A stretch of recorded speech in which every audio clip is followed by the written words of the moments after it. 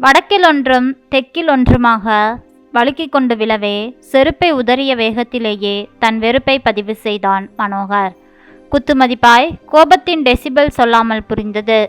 பையை டேபிளில் விசிறி அடித்து உள்ளே போய் உடையை மாற்றி வந்தபொழுதும் உக்கிரம் இன்னுமே தணிந்திருக்கவில்லை. காப்பி தந்த பத்மினியை எரிச்சலாய் பார்த்தான்.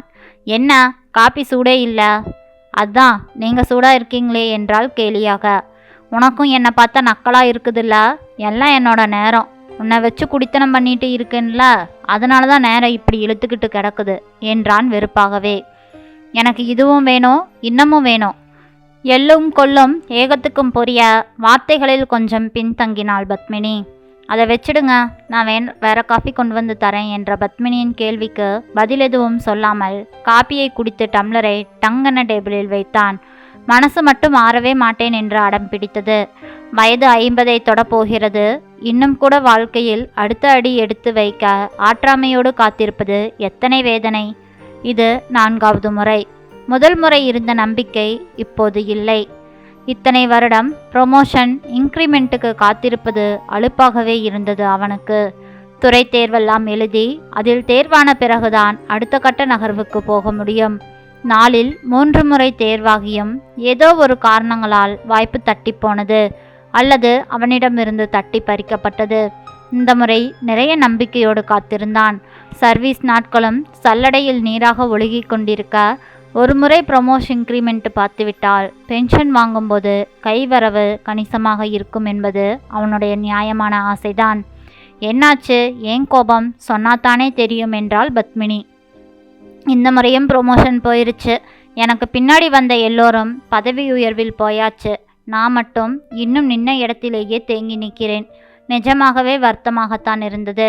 மனோகர் வேலையில் திறமைசாலி என்பது அவளுக்கு நன்றாகவே தெரியும். ஒரு பதவி உயர்வுக்காக நீண்ட காத்திருப்பில் இருக்கிறான் என்றும் தெரியும். நல்லாத்தானே தேர்வு எழுதி இருக்கிறதா சொன்னீங்களே?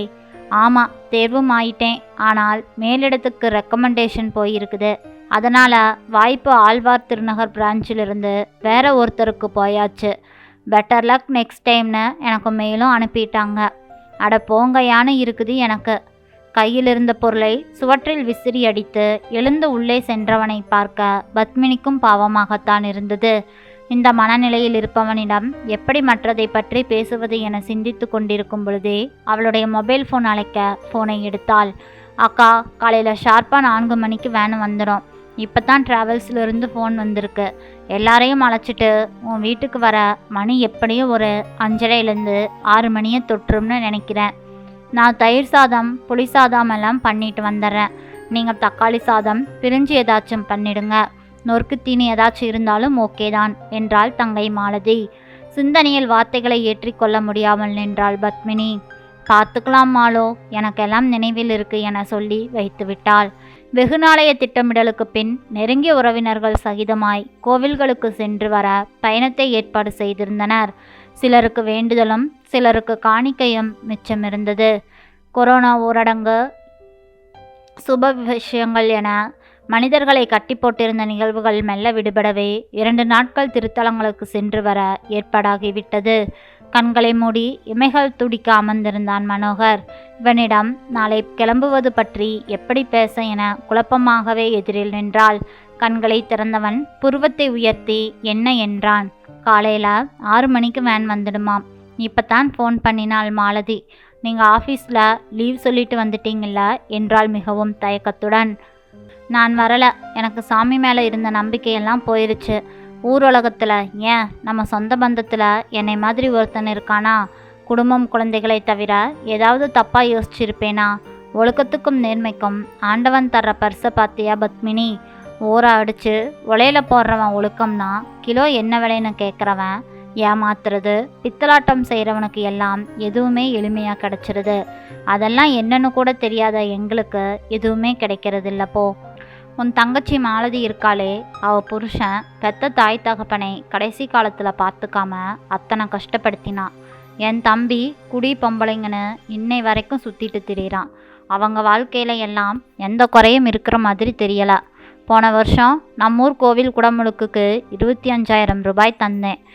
வருஷம் குலதெய்வம் கோவிலுக்கு வேண்டியதையெல்லாம் செலுத்த தவறி இருக்கிறேனா? அப்பா அம்மாவை கடைசி வரைக்கும் எந்த குறையும் இல்லாமல் பார்த்துக்கிட்டேன். அவங்க பிறந்த நாள் இறந்த நாள்னு எல்லாத்துக்குமே முதியோர் இல்லத்தில் போய் அன்னதானம் செய்கிறேன். என் கடமை ஏதாவது நான் தப்பியிருக்கேனா? இத்தனை நேர்மைக்கும் இதுதான் பரிசுனா எதுக்கு கோவில் குளத்துக்கெல்லாம் வரணும்? நான் வரல பத்மினி. இன்னொரு தடவை இந்த விஷயத்தை பற்றி என்கிட்ட பேசிடாத. அவன் முகத்தையே பார்த்து கொண்டிருந்த பத்மினி எந்த பதிலும் சொல்லாமல் தன் வேலையை பார்க்க நகர்ந்தாள். கட்டு சாதம் கிளறும் வாசனை மூக்கை தொலைத்தது. பேக்கிங்கில் மும்பரமாயிருந்தாள். எதிலும் கலந்து கொள்ளாமல் விரைவாக படுக்கைக்கு சென்றான். எல்லாம் முடித்து படுக்கைக்கு வந்தாள். மனோகர் இன்னும் உறங்காமல் இருப்பதை பார்த்து அருகில் அமர்ந்து தலையை தடவி கொடுத்தாள். கோபம் அடங்கிடுச்சா? காலையில் 6 மணிக்கு கிளம்பணும். 4 மணிக்கு எழுந்தா போதும். உங்கள் துணிகளை காலையில் எடுத்து வச்சுக்கலாம்ல என்றாள் இதமாக. கட்டிலில் எழுந்து அமர்ந்தவன் கண்களில் அனல் தோற்றது. வரலைன்னு சொன்னது கேட்கலையா உனக்கு காது? சாமியாவது பூதமாவது நல்லது கெட்டது தெரியாத சாமி கிட்ட நியாயமெல்லாம் எதிர்பார்க்க முடியாதுன்னு எனக்கு இப்போத்தான் புரிஞ்சுது. நீ போகணும்னா போ, என்னை எங்கேயும் கூப்பிடாதே. நான் உன்னை போக வேண்டாம்னு சொல்லலை என்றதும் பத்மினிக்கு சுருக்கென்றது.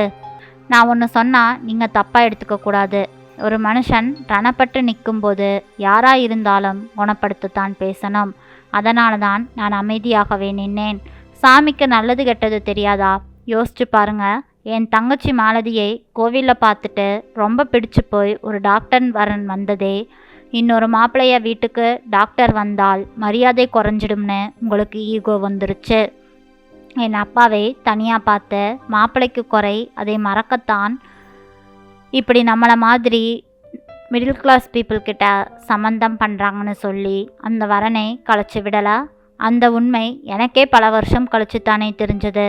அப்படி ஆகி இருந்தா பெற்றவங்களுக்கு கூட சோறு போடாத கிராகதன் என் தங்கச்சி வாழ்க்கைக்கு வந்திருக்காம இருந்திருப்பான்ல.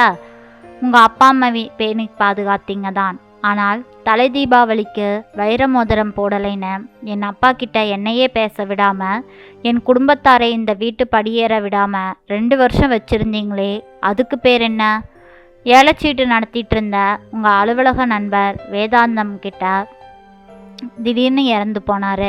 கணக்கு வழக்கு புரியாத அவர் மனைவி கிட்ட அந்த மாத தவணை பணத்தை கட்டாமலே வேதாந்தம் உயிரோடு இருக்கும்போது வாங்கிட்டார்னு சொல்லி 15,000 ரூபாயை நீங்கள் ஏமாத்தலை? அதுக்கு சாக்கு போக்கா 10 வருஷமாக அவர்கிட்ட சீட்டு போடுறேன், எனக்கு எவ்வளவு லாபம் பார்த்து இருப்பான்னு நீங்களே நியாயம் கப்பிச்சுக்கல?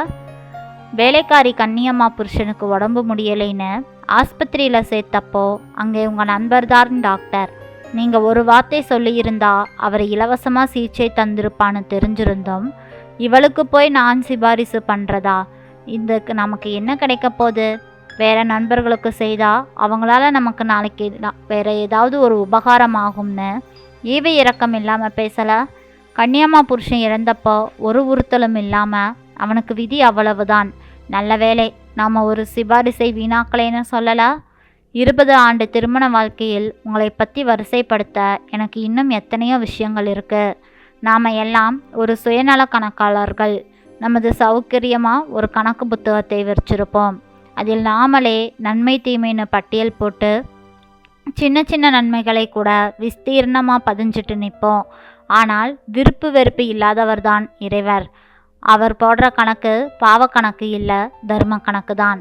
நமக்கு நன்மை செய்யும்போது கடவுள் பார்க்குறான்னு நம்புகிற நாம பாவம் செய்யும்போது கடவுளுக்கு கண் இருக்கிறதை மறந்துடுறோம். அது நீங்கன்னு மட்டுமல்ல, எல்லாருமே தான். எப்பவும் நான் நல்லவன் தான், எனக்கு கெட்டது நடக்குதுன்னு மட்டும்தான் யோசிக்கிறோம். இறைவன் துல்லியமாக கணக்கு போடுவாருங்கிற பயமோ நம்பிக்கையோ இருந்தால் இந்த சுய பரிசீலனையில் எல்லாம் வர முடியாது. எப்பவும் கொலை கொள்ளை சூடி சூது துரோகம்ங்கிற ஆயுள் தண்டனை கேஸ்களை மட்டும்தான் ஆண்டவன் பார்க்கிறதாகவும், ஆனால் ஈகோ கோபம் பொறாமை ஏமாற்றுதல் நடக்கிற தவறுகளையெல்லாம் நாம் குற்றமாகவோ நம்புறதில்லை. ஏன்னா அது எல்லா மனிதர்களிடமும் இருக்கு. நாம் பரிசீலிக்க மறந்ததால் அது எல்லாம் பரிசுத்த செயல்களாகிடாது. இதையெல்லாம் உங்களை புண்படுத்த நான் பேசலை. மிச்சம் இருக்கிற வாழ்நாளை பண்படுத்தத்தான் பேசுகிறேன். இதுக்கு மேலேயும் உங்களுக்கு இஷ்டம் இல்லைனா வற்புறுத்த மாட்டேன். நீங்கள் வரவோ வேண்டாம் என படுக்கையில் சரிந்து விட்டாள். மறுநாள் மனோகரன் மனம் நோகரா ஆகி அமர்ந்திருந்தான். எழுந்து குளித்து தன் உடைமைகளை ஹாலில் கொண்டு வந்து வைத்து நிமிர்ந்து பார்த்தாள். அறைக்குள் தன் உடைகளை பைக்குள் எடுத்து வைத்து கொண்டிருந்தான் மனோகரன். ஆனந்த கண்ணீரோடு முகம் நிமிர்த்தி பார்த்தாள். பூஜை அறையில் இருந்த சாமி படங்கள் அனைத்தும் அவளை பார்த்து புன்னகைப்பது போல் இருந்தது அவளுக்கு. ஆம் நண்பர்களே, நம் வாழ்க்கையில் அன்றாட நிகழ்வில் நமக்குள்ளும் ஈகோவும் இருக்கும். வெறுப்பு, போட்டி, பொறாமை எல்லா விஷயத்தையும் கடந்து கொண்டுதான் வாழ்க்கையில் வாழ்ந்து கொண்டிருக்கிறோம். அதையெல்லாம் முற்றிலும் தவிர்த்துவிட்டு வாழ நாமெல்லாம் ஞானி கிடையாது, சாதாரண மனிதர்கள்தான்.